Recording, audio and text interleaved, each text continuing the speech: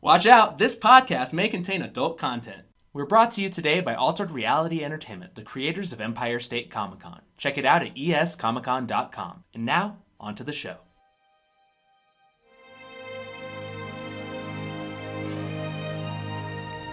Hello and welcome to On the Case, Game of Thrones, an investigative television podcast with Casey and Eli. I'm Eli. Casey's on the line here. Say hi, Casey. What up? We're going to talk about all the living, breathing Game of Thrones characters ahead of the final season. And today, we're talking about not who we said we were going to talk about last time, because it's like a week away from the premiere, and we have way too many people on our list to get through. Yep. So we're going to talk today about Samwell Tarly. Casey, tell me about Samwell Tarly. Samwell Tarly is one of my favorite characters. He's like the normal person amongst all these amazing mythical heroes and crazy quests, and he's the guy that you love rooting for him because he's like an everyman. He's kind of squeamish, he's kind of silly, but he's really smart, and he's got an important role to play. He already has, and I think going forward even more so. And I don't know, I love Sam. He's kind of like the Samwise Gamgee of this universe a little bit. Okay. One thing I want to point out, which is just ridiculous, and my favorite thing is every time I'm like, "Hey, tell us about this person," you're like, "It's my favorite. It's one of my favorite characters," and you've said that for every character, which is just incredible. And my favorite thing about you is that you just love Game of Thrones so much and all these characters so much that they're all your favorite character. I do. Which is they're like family.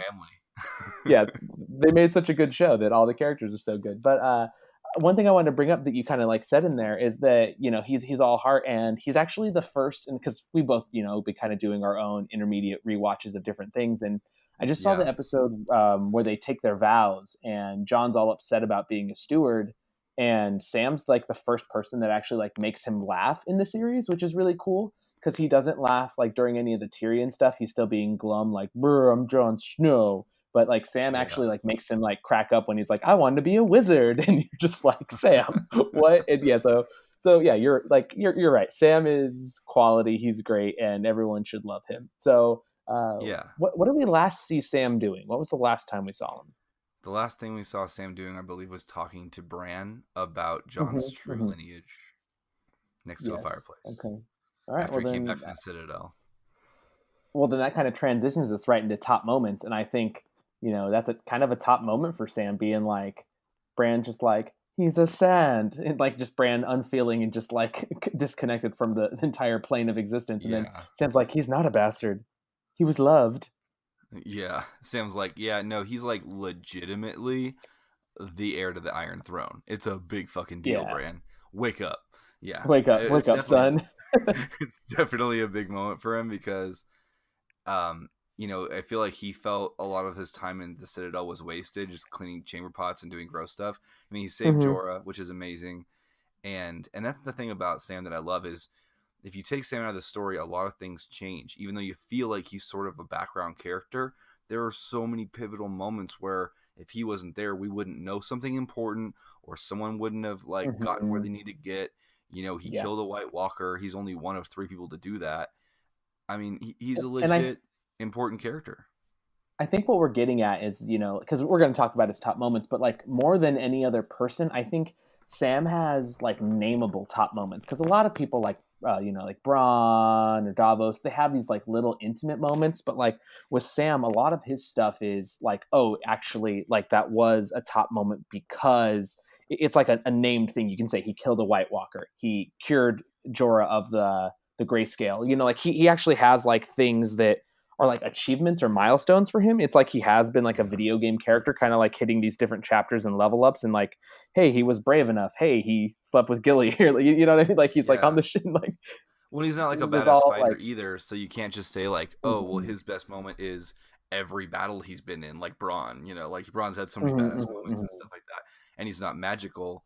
He's an everyman, and everything he has that's great about him is just his personality. It's his amazing ability to learn things and to research things and to be brave, because he's maybe the most brave person in the show, because a lot of people that like one of the most stand courageous up, like they're always like strong characters, you know, but like he's like, I think I'm gonna go into my favorite top moment for him is when John's gone to go save the wildlings at Hardhome, and he's there with Gilly, and those two guys are messing with him, and it's right after Maester Aemon died, and Yeah. Thorne's being a dick, and he's like, all your friends are leaving you, Tali, and being like a total fucking prick, and then he has to stand up against these two dudes who are obviously beating the living shit out of him. Like, he should have concussions. They're Yeah. like punching and kicking him in the head, and he keeps getting up, bloody as hell, and he'd rather die than sit there while something bad happened to Gilly. And Ghost comes and saves him in the last moment, which is amazing because it's a great Ghost moment too. But I think that's his shining character moment where he knows what he is, he knows what he can and can't do, but he's still not backing down. And I love that Yeah, moment for he him. he and he's had like a kind of a cornucopia of different types of courageousness, because like the courageousness to drag John back, and like to slap sense into John, and John doesn't go off and join Rob. The courageousness to say, hey, I came to the Citadel to learn all this knowledge, but F these guys. I'm going back to my Yeah. dad's house, stealing his sword and going back north, doing a pivotal thing, giving us one Yeah. more Valyrian steel sword up north there. But yeah, Yeah. it's just like all of his courageousness is different, because like sometimes it has been physical, where he actually had to wield that crossbow when during in Watches on the Wall, or Yeah. things where he killed a White Walker by accident almost, but he was just doing whatever he could to defend the people he loved. So I mean, even making sure that Gilly got out of there, and that whole Craster thing, like all of it very courageous, but in different ways, which is cool that it's been different types of courage that he's kind of shown everyone. Yeah. I mean, he helped Bran get north of the wall too. He he Oh yeah. um he did a lot of things in the Citadel that were against his type. He's like, yeah, I know I'm not supposed to have a girl here, but I'm gonna have a girl here, and I know I'm not supposed to read these books in the restricted section, but I'm going straight to the fucking restricted section. Like, me and Tom Riddle are Take gonna go that, read some Professor books. Slughorn. Yeah, take that, Professor Exactly. Slughorn, who's actually in the show with him, Who's which also is the same guy. incredible. Yeah, like that actor protects all restricted sections of libraries. Yeah. So that should be a It's meme where, like, incredible. if you want to read a restricted book, like, he's just always there, like the end boss. Like, yeah, Always you ain't there. getting through. That's okay. So does Sam have a worst moment? Because like other than cleaning out like the poop from the Citadel, I can't really think of any like just like this was like Sam failed us, or like I you mean, know what I mean? Like probably, there hasn't been. like, well, I have one more best moment, but I'll say the worst moment I think for him that I can think of right now is feeling completely and utterly helpless when the mutineers kill Joe Mormont. Yeah, yeah, That yeah, was yeah. horrible, and he made the best of the situation by getting Gilly out of there and running. But I think in that moment he really looked up to him, and he respected him, and seeing that happen and having no way to stop it was probably really Yeah. hard for him. And I think maybe also a worse moment is just seeing him face to face with his dad after hearing how mean his dad was to him, and just seeing like how completely broken of a person he turns into at that dinner table. It's just so sad, like, imagine Yeah, yeah, how much that's more I'd he say would that was the feel. worst moment. Yeah. The reverting to the all that progress he had made throughout the series that we'd seen him make in the Yeah. person we thought he was, kind of washed away by his family. Yeah, that's probably the worst moment, I It's would kind say, of like when personally. Theon freezes on the boat with Euron getting a sister and turns back into Reek for a minute. It's kind of like that for Yeah. Sam. Like when he's around his dad, like that's his Reek feeling, and it's sad just seeing how far he's come, and then that all it takes is a few sentences and a few stares from his dad, and he's just reduced to rubble. And people's parents have a big impact on them. Look at Tyrion, look at Daenerys, look at everybody, John. They all have a parent that either was really great to them or really bad to them, and it shows. It plays into their character. They're either trying to outrun their past or trying to rewrite their future to not become the evil person that Mhm. raised them. Yeah, you're right. It's No, pretty definitely. amazing. So you said you had one more top moment. What was that? My One of my favorite moments for Sam is when he makes that amazing speech to get John nominated for Lord Commander, and he rallies all of them. Like, he says, like, he's the one that stood up to the mutineers and defended the honor, avenged, if you will, Joe Mormont, the last Lord Commander. He's the one we look to when the night, when the night's darkest, and like that whole speech. Like, I don't remember all of it, but it's just so perfectly said. and you can tell that it's so heartfelt, and like he tries to stop Sam from saying it, and he's like, no dude, like you deserve this, and if no one else is gonna say it, I got you. And Sam just holds that shit down proper. Yeah, Sam getting John elected is like I just like it's good. It's good. Like that's where I'm at with top Yeah, moment stuff. it's magical, man. And like the fact that Maester Aemon's the last vote, the deciding vote, was just, yeah, it was almost too nice for a Game of Thrones moment. Like that's how great it was. Mm-hmm. I Came was together just, too perfectly. Almost, you're just like, yeah, ah. I was cheering. I was like, yeah, that's my boy. And I was like, wait, why are good things happening? Something bad's gonna happen. Yeah. So, Worth a okay, so watch. so what is Sam's ultimate happy ending? Well, I've said it before, I believe, on the cast, but I think that he's kind of a proxy for the writer a little bit. I think Yeah, yeah, yeah. he's a little bit like if George R. R. Martin was in it, and I would love to see, with all the foreshadowing at the Citadel of them saying like the Archmaester is writing that book and it's really boring. It's like this long title like the wars and something something after Robert Baratheon, and he's like, not very good. I would write something a little more poetic. So I think him finishing writing the chronicle of this entire saga that we're witnessing ourselves and calling it the Song of Ice and Fire would be great. And if it could be George R. R. Martin cameoed as him, would be great. But I don't think it'll happen. But because that's like I said, just like before, it's a little too nice. It's a little too Yeah, cookie the highest cutter. levels of fandom, yeah, or But I fan think service. No, no, I get you. I think with all the Tyrells gone and all the Tarly men gone, that it would make sense for him to inherit Hornhill and actually maybe even to inherit Highgarden, because they're the second most powerful house, and the Tyrells took Highgarden from the last people, I think it's the Gardeners, when they were all killed on the field Yeah, of fire against Aegon. So if that's kind of how it works, like if you're respected and the second best house and the biggest house is removed of power, you kind of fill that void. So I think seeing him and Gilly being the lord and lady of Highgarden, and like he would just be in the Reach, which makes sense. Like it's so beautiful and prosperous, and he wouldn't have to be cold anymore, and he can have a good relationship with his sister and his mom again. And I don't know. I think I would Casey, love to see that. Casey. Boo! He's a Boo brother of to the Night's Watch. He took the black. He can hold no lands. He can hold no titles. there will I'm be no. sorry. It's Oh just yeah, it's well he the also can't be rules. with Gilly then. Stupid. Yeah, I They're know breaking the rules. exactly. Yeah, so his happy ending. Yeah, you're right. He's already kind of, and I know you've said a few times that the Night's Watch isn't going to be around anymore, kind of thing. And maybe it won't, or maybe Daenerys is it'll breaking live the on in a wheel, so I different don't know what's going to iteration. be around anymore. Yeah. But I think that there's no way that it's not Sam in Maester Pycelle's seat on the council, and then like Jon and Daenerys ruling, and Sam gets to be the Archmaester. Is that what it The is? Or the no, Grandmaster. not Archmaester. He just gets to be the Grand Maester in King's Landing. That'd be cool. Yeah, if there's still a throne, That I'd that's like to see that. I But think that's the happy ending for him, and and of course he just gets to go back to the Red Keep and be with Gilly and raise little Sam and all that, and they get to live a happy ever after. That'd be a little happy one. yeah, What about sad? What's sad for Sam? sad for Sam, I think, would be that he can't find anything useful in those books he took. You know, about how to. I think Mm, the last thing we need to find out, the last mystery that might be in one of those books, is not how to defeat the Night King, because I think that's something that will just come up in the moment that it happens with Jon or Daenerys or whoever kills him. I think it's going to be Arya. how to forge Valyrian steel, the magical binding of, I think, maybe dragon glass with steel and dragon fire all at once maybe could make Valyrian steel. I think See, the he thing, might like, find because it out. everyone talks about that. Yeah, everyone talks about like the Valyrian steel thing, but like, can't Bran just go back and have a vision of how they made it? Like, isn't it that easy? Like, everyone's all concerned about Sam finding it in the book, and I just feel like Bran can just go back in the past and look. I feel like Bran's powers aren't all the way fleshed out yet, because sometimes he can look right where he wants to look and sometimes he can't.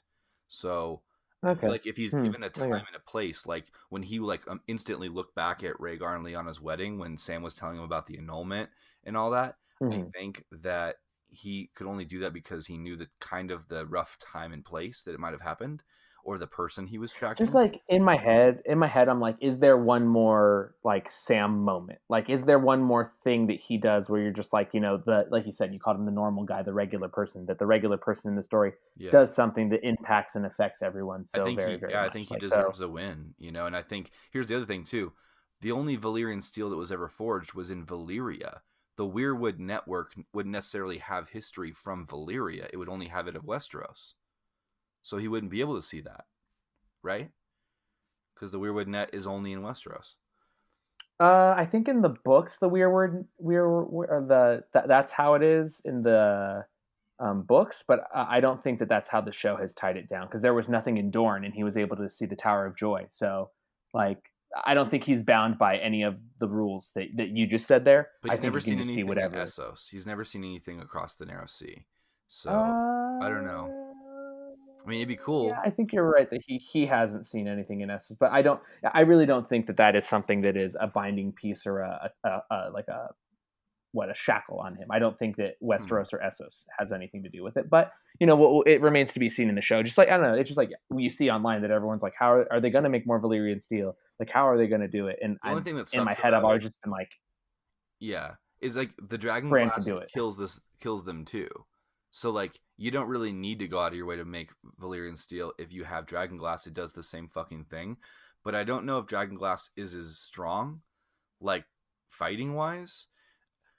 And if you start making a ton of Valyrian steel, then obviously Valyrian steel is not as special. I think we might find out how to make it, but there's got to be some sort of thing that Sam learns or does that's special that Bran doesn't do. Because I think whatever Bran's like last twist or last like unlockable trait or power, it's gonna have something to do with stopping the Night King like directly, like warging or something like White. Yeah, I think there's got to be something. Yeah, He's got to warg and a I just don't dragon or want it to something, be. man. Yeah, like, and see, is that cool enough for it to make his journey worth it, or is there like, Well, it's the whole is he you gonna will like fly thing. group brain control like multiple people? Yeah, I don't know. You're right. Yeah, but let's stop talking about Bran and let's talk more about Sam. What's Sam's sad ending?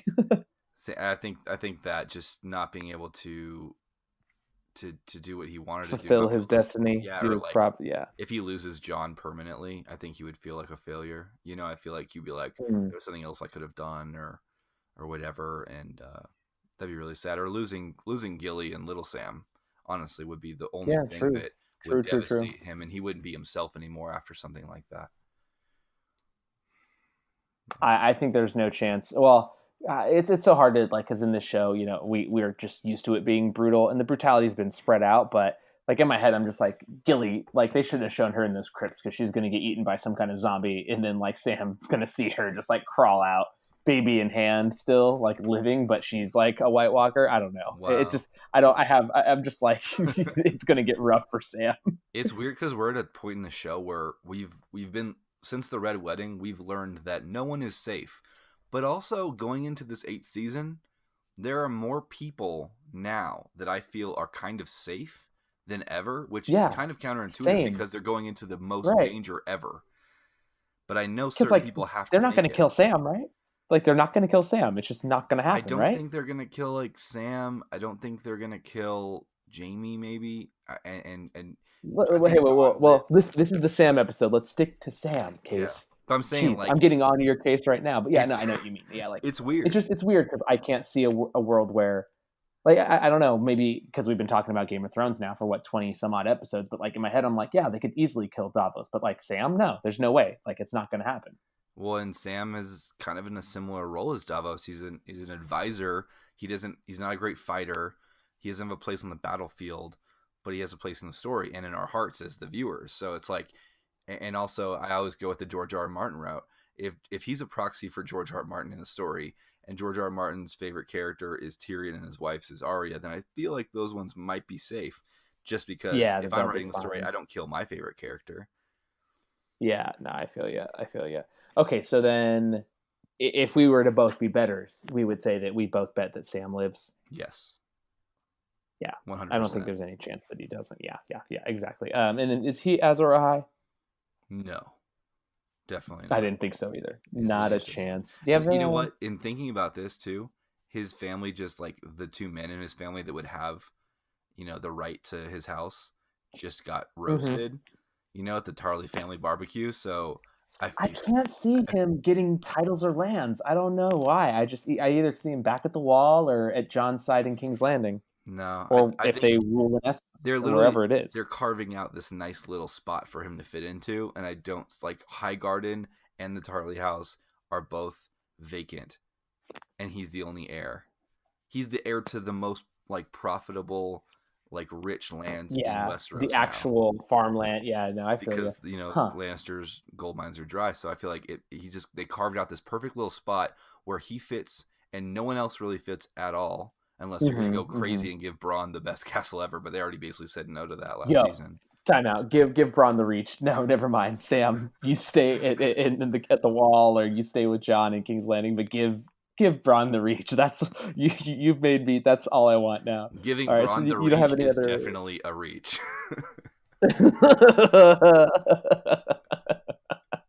All right. Well, that brings us to the end of this episode of On the Case Game of Thrones. As always, we're brought to you by Altered Reality Entertainment. They are the creators of Empire State Comic Con, which is actually happening in a week this next weekend. Check it out in Albany, New York at escomiccon.com. I'll be there and I'll be doing panel stuff. And then, yeah, we'll talk about other conventions later in the other times. Casey, who do you want to talk about next episode? You know what? I'm thinking it's time that we do Cersei Cersei of House Lannister. of House fucking Lannister. I'm really excited about this. Me Okay, too. so we'll be back very soon. We're going to talk about Cersei. Talk to you guys later. Bye.